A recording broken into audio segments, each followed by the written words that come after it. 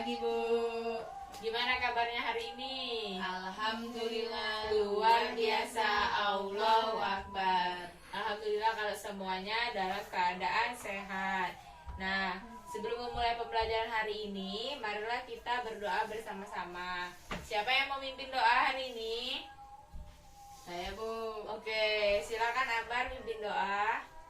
Baiklah teman-teman, marilah kita angkat kedua tangan kita untuk berdoa sebelum memulai pelajaran hari ini. Berdoa dimulai. Berdoa selesai. Nah, sekarang Ibu akan mengecek kehadiran kalian. Semuanya apakah hadir? Hadir, Bu. Nah, kalau gitu setelah itu kita akan nyanyi lagu Garuda Pancasila sebelum memulai pembelajaran. Hafalkan lagu Garuda Pancasila? Hafal, Bu. Nah, mari kita nyanyi bersama-sama. 1, 2, 3. Garuda Pancasila, akulah pendukungmu, patriot proklamasi, sedia berkorban untukmu. Nah, anak-anak, lagu Garuda Pancasila tadi salah satu lagu yang melambangkan pembelajaran yang akan kita pelajari pada hari ini, yaitu mengenai hak dan kewajiban. Nah, sekarang Ibu tanya dulu kepada anak-anak, ada yang tahu apa saja hak dan kewajiban kita di rumah? Ada yang tahu hak untuk apa aja? Hak untuk makan, hak untuk tidur, betul. Apa lagi? Hak untuk minum. Nah, betul. Kalau kewajiban kita di rumah apa aja sebagai anak? Belajar, membantu orang tua, mengerjakan PR. Betul. Tepuk tangan dulu. Berarti masih ingat ya pembelajaran kita yang kemarin. Nah, pada hari ini kita akan belajar tentang hak dan kewajiban juga. Tapi hak dan kewajiban hari ini kita akan mempelajarinya terhadap tumbuhan dan juga hewan. Nah, apa aja sih hak dan kewajiban kita sebagai manusia terhadap tumbuhan dan hewan? Nah, di sini di media pembelajaran yang Ibu buat ini bernamakan ICT. Nah, di sini kita akan belajar mengenai hak dan kewajiban terhadap tumbuhan dan juga hewan. Nah, kita masuk ke slide pertama.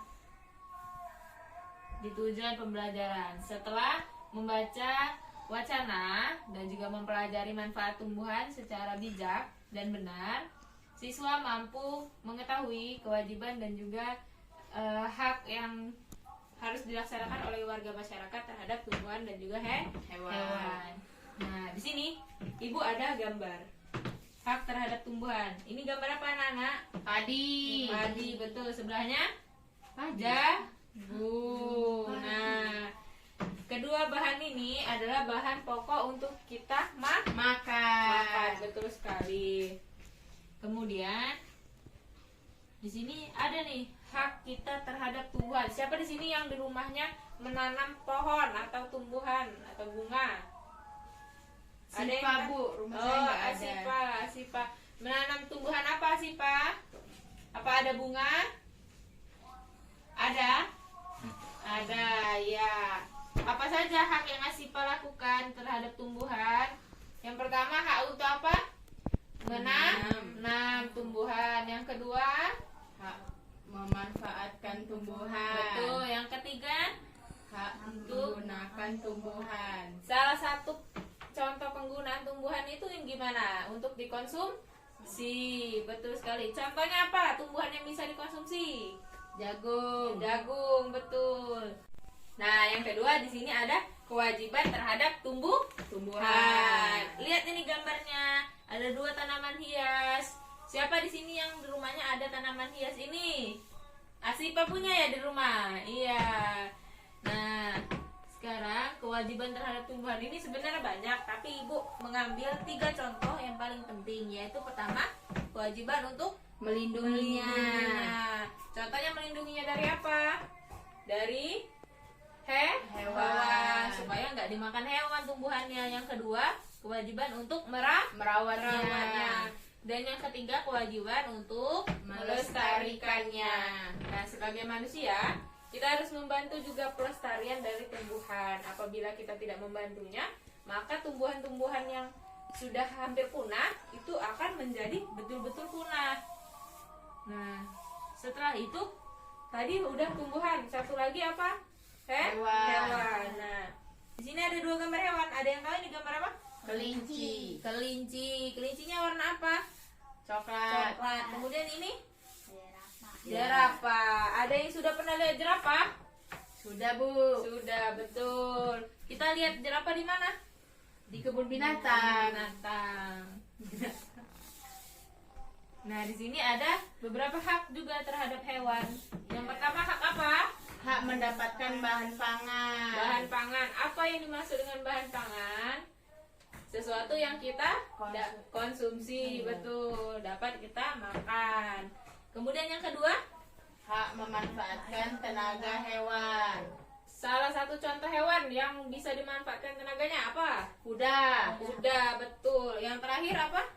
Hak mendapatkan bahan sandang. Bahan sandang. Maksud di sini bahan sandang itu seperti pemanfaatan bulu hewan menjadi jaket. Nah, kemudian yang terakhir ini ada kewajiban kita terhadap hewan. Di sini ada apa gambarnya?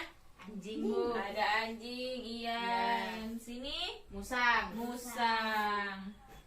Nah, di kewajiban terhadap hewan ada 3 yang sudah Ibu contohkan. Silakan dibaca. Yang pertama, Kewajiban untuk dan minum. memberi makan dan minum. Jadi kalau ada yang punya peliharaan di rumah harus diberi makan dan minum. Ya, betul, Bu. Yang kedua, Kewajiban untuk merawatnya. kewajiban untuk merawatnya. Yang ketiga, Kewajiban untuk memberi tempat tinggal. betul sekali. Nah, ini adalah slide terakhir. Kita tepuk tangan dulu. Nah, berarti anak-anak Ibu sudah tahu ya hak dan kewajiban kita terhadap tumbuhan dan juga hewan. Nah, setelah kita belajar tadi, anak-anak pasti sudah paham kan apa saja hak dan kewajiban kita terhadap tumbuhan dan hewan. Di sini Ibu ada LKPD. Silakan dikerjakan. Lalu nanti akan dipresentasikan ke depan kelas. Nih. Nah, sekarang apakah anak-anak sudah selesai dengan LKPD-nya? Sudah, Bu. Nah, sekarang Ibu minta satu dari kalian untuk membacakan jawaban dari hasil LKPD-nya. Siapa yang mau? Ayo, Bu. Silakan Ambar maju ke depan. Nah, di LKPD-nya tadi apa, Ambar? Pertanyaannya, apa saja hak dan kewajiban kita terhadap tumbuhan dan hewan di rumah? Silakan Ambar ceritakan.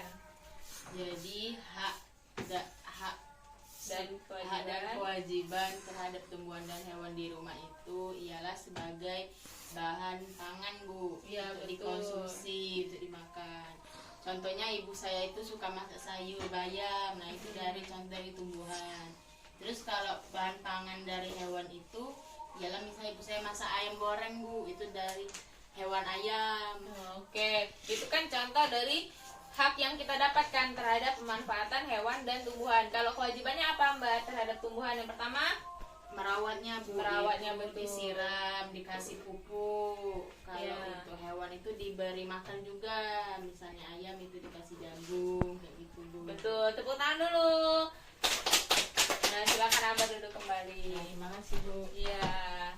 Nah, anak-anak kita kan tadi sudah belajar, kita sudah mengamati media pembelajaran ICT yang sudah Ibu buat, kemudian mengerjakan LKPD. Apakah pembelajaran hari ini menyenangkan? Iya, Bu.